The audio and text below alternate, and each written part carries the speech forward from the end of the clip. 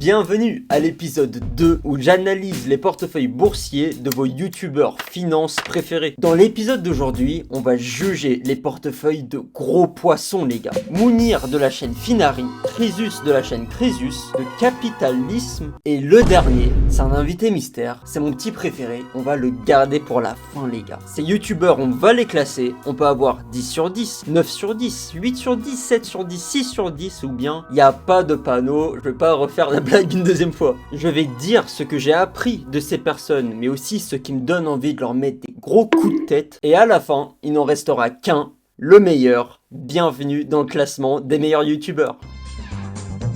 On va commencer direct, on accueille la première personne sur le ring, on va parler de Capitalisme. Il a 20 000 abonnés et la grande majorité de ses vidéos sont des vidéos où il présente des actions, l'actualité des actions, ce qui monte et ce qui descend. Capitalisme, honnêtement, je suis tiraillé entre le bien et le mal. En fait, les vidéos de Capitalisme m'ont poussé à faire des erreurs qui m'ont fait perdre de l'argent. Alors c'est pas de sa faute, il fait ces vidéos qui sont cool en fait, qui sont drôles, qui sont dynamiques, mais moi, en les regardant, j'ai fait des trucs de con qui m'ont fait perdre de l'argent. Je vais vous donner un exemple très concret. Je me rappelle avoir vu une vidéo de Guillaume, il y a quelques mois de ça, sur les entreprises du secteur des semi-conducteurs, les ASML, TSMC, tout ça. Et je me rappelle avoir dit en commentaire, oh putain, moi j'ai l'action ST Microelectronics, c'est une action éligible au PEA, et je me souviens en avoir acheté, voilà, quand je venais de débuter en investissement, parce que j'avais vu Capitalisme qui en parlait et d'autres youtubeurs qui en parlaient. Donc moi je débutais, je voyais que telle personne en avait, j'en ai acheté. Donc j'écris mon commentaire, ouais j'ai l'action ST Microelectronics, et Guillaume me demande pourquoi. Pourquoi t'as acheté cette action et pas une autre? Pourquoi pas ASML? Et je réfléchissais et tout, et je pouvais même pas dire une seule raison. Une qualité de ST Microelectronics, un avantage par rapport aux autres entreprises. Je ne savais rien du secteur, rien de l'entreprise. Donc tu te retrouves avec cette action, t'as mis de l'argent dedans mais tu sais pas ce que c'est, et si l'action a le malheur de continuer à descendre, tu vas te dire mais putain, pourquoi j'ai acheté ça? Pourquoi j'ai acheté ça? Et vu que tu sais pas et que le truc descend, tu vas paniquer et tu vas vendre dans le négatif. Je me suis fait avoir sur l'action Kering, sur Tesla, sur Reddit, parce que j'ai vu des vidéos qui disaient opportunité du siècle, blablabla, et que j'ai acheté sans savoir les qualités, les défauts de l'entreprise. Et de l'autre côté, il y a certaines actions que je stock-piquais, comme Adobe, Apple, en phase d'énergie, où j'ai vendu dans le positif. Et au final, tous ces mouvements, tous ces trucs de stock picking m'ont ramené à zéro. Je n'ai rien gagné, je n'ai rien perdu, j'ai juste perdu du temps. Et donc ce que je veux dire, c'est qu'avec ce genre de vidéo, il faut prendre de la distance. Et toi t'es débutant, t'as pas trop de repères, tu vois ce genre de vidéo, grosse chute sur belle action de dividende, t'as le FOMO qui s'active, Fear of Missing Out, la peur de rater une opportunité en or, et tu vas acheter des actions alors que tu sais même pas ce que c'est. Du stock picking full émotionnel, non pas du stock picking conscient de qualité. Surtout que les arguments qu'il met en avant, le plus souvent c'est genre, la banque JP Morgan a un objectif de cours de temps. Mais en fait, les objectifs de cours, je comprends, tu vois, pour l'aspect momentum que ça a, mais c'est vraiment le paramètre le moins important à prendre en compte en fait. Une bonne action, si une entreprise peu endettée, qui a un très bon ROCE, qui rachète leurs actions, qui est peut-être en situation de monopole, de duopole, etc.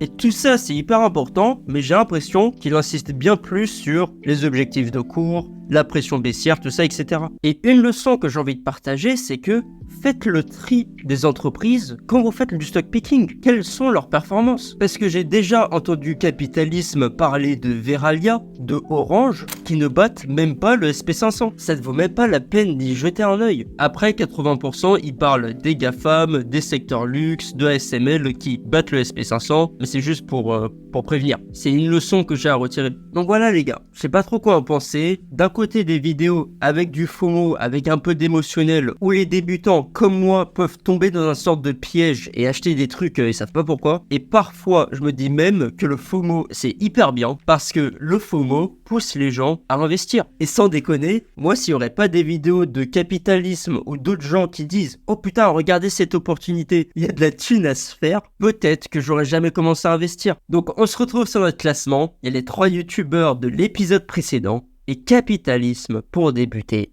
un petit 6 sur 10, c'est pas mal. Moi les gars, j'ai peut-être un biais parce que les youtubeurs finance, par défaut, pour moi, ce sont des bons humains. Genre les mecs, ils nous apprennent des trucs, ils nous donnent indirectement de l'argent, et il y a très peu de choses sur Terre qui sont aussi importantes que l'argent, nous aident à gagner en indépendance, à prendre soin de notre retraite, tout ça. Ils font du contenu gratuitement, donc par défaut, pour moi, ce sont des beaux gosses. Assez les gars pour capitalisme, on va passer à la seconde personne, roulement de tambour, on va parler de Crésus. Crésus, 25 000 abonnés, il fait des vidéos diverses et variées. Récemment des vidéos sur les rates et les SCPI, voilà, sur le piège du 440. Pas mal de fois il parle de GAFAM, des valeurs tech. Et honnêtement, pour moi, il a créé la vidéo la plus importante du finance game, qui est celle-là. Cette vidéo où il parle de l'indice du Nasdaq 100. En gros, il explique ce qu'est le Nasdaq, cet indice, cet ETF, qui bat littéralement tous les gérants pro depuis des années. Il a mis de la lumière dessus et honnêtement, ça m'a fait déprimer. Ça m'a fait déprimer parce que putain, genre investir c'est tellement simple. C'est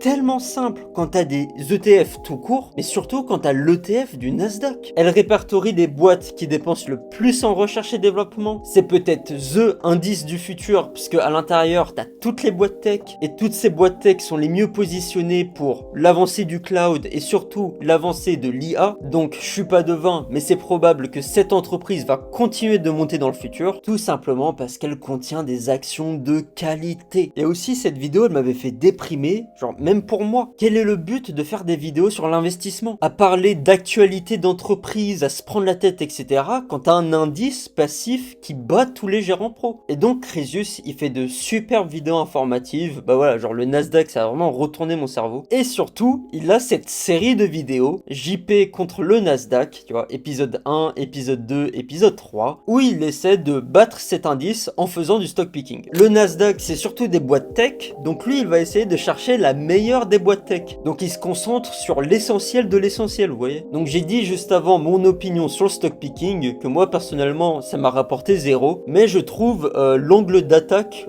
bon, tu vois. J'y ai appris tout le temps des trucs, il se prend pas au sérieux, parfois il fait des trucs drôles, tu vois, des trucs un peu cons. Crésus, je pense je vais lui mettre la note de 8, les gars, aux côtés de Guillaume. C'est tout pour Crésus, on va passer au numéro 3, le mec qui est de loin le plus connu de tous, je parle bien de Mounir de Finari.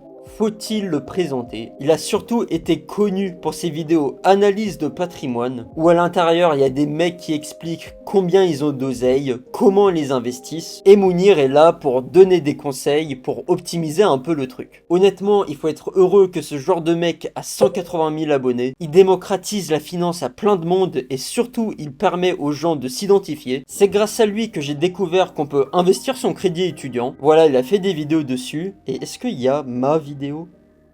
Eh les gars, il y a ma vidéo. Ah, je suis refait. Quand on tape investir son crédit étudiant sur YouTube, il y a ma vidéo qui est recommandée, les gars. Le truc que j'ai appris chez lui, les gars, c'est que quand on n'investit pas, on est sûr à 100% de perdre de l'argent. Dans un certain sens, le plus risqué est de ne pas investir. Tout simplement parce que notre argent a de moins en moins de valeur, parce que l'inflation passe. L'argent a de moins en moins de valeur. 100 € aujourd'hui n'est pas la même chose que 100 € dans 20 ans. Maintenant, je regarde pas du tout ces vidéos parce que c'est tout le temps la même chose. C'est vraiment le même schéma. Il analyse un profil et il va dire là il y a beaucoup de frais.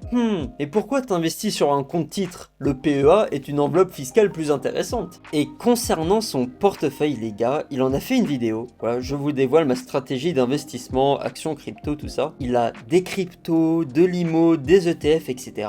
Il fait les choses bien, il a de l'oseille et il a travaillé pour. Et donc concernant ses investissements en bourse, ça se voit que le mec, il s'en fout en fait. Il passe un minimum de temps. Et il me semble que c'est Naval Ravikant qui avait dit, dans la vie, t'as deux moyens de t'enrichir. Soit tu possèdes des parts d'entreprise, soit tu crées ta propre entreprise. Et dans la situation de Mounir de Finari, le plus gros retour sur investissement qu'il a, c'est de travailler sur son entreprise. Non pas travailler à analyser des actions, à essayer de faire du bon stock picking, parce que le mec il va gratter 1 ou 2%, alors que dans son cas, plus il travaille sur Finari, plus ça monte et ça stonks. Et donc Mounir Nir de Finari. C'est un beau gosse, mais je regarde pas ses vidéos, donc on va lui mettre un petit 7 sur 10. Et la quatrième personne, l'invité mystère dont je parlais au début de la vidéo, c'est un monsieur que j'adore, mais je ne sais pas si ça va vous intéresser les gars. Tout simplement parce que c'est une chaîne anglaise. C'est Joseph Carlson, vous voyez je regarde toutes ses vidéos, parce que le mec il lit à merveille les actualités des entreprises et l'esprit critique qu'il faut avoir en investissement. Genre littéralement, si je dois regarder qu'un seul youtubeur, c'est lui. Juste, je sais pas si vous en avez quelque chose à foutre des youtubeurs anglais, donc je lui mets un 9 sur 10. Voilà les gars, c'est tout pour cette vidéo. Je vous mets les chaînes de tous ces messieurs dans la description. Si le sujet de l'oseille, de l'argent, de l'investissement vous intéresse, abonnez-vous sur cette chaîne et on se dit à plus dans le bus les gars.